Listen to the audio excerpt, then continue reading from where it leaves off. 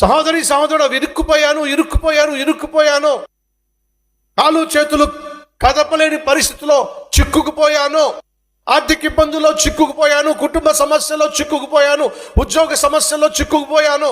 ఈరోజు నువ్వు దేంట్లో చిక్కుకుపోయావో నాకు తెలియదు, కానీ చిక్కుకుపోయినటువంటి నీతో దేవుడు చెప్తున్నాడు, ఊరకనే ఉండి నేను అనుగ్రహించు రక్షణను కల్లారా చూడు. దయచేసి వినండి. నోరు కుదురుగా ఉండని వాళ్ళు కుదురుగా ఉండడం సాధ్యం అంటారా? చెప్పండి. నోరు కుదురుగా ఉండని వాళ్ళని మీరు కుదురుగా ఉండంటే సాధ్యమా? దయచేసి వినండి. ఆ రోజు దేవుడు ఏమన్నాడు తెలుసా? అరిచేస్తూ కేకలేచేస్తూ నోరు పడేసుకుంటూ ఆవేశపడిపోతూ కోపంతో రగిలిపోతున్నటువంటి వారిని చూసి భర్త, భార్య, నీతోనే దేవుడు చెప్తున్నాడు, ఒక పక్క ప్రార్థన చేస్తావు, మరో ప్రక్క నీ నోటికి పని పెడతావు. ఒక పక్క ప్రార్థన చేస్తావు, మరోవైపు అరిచి కేకలేసి ఇల్లు పీకేసి పందిరేసేస్తావు.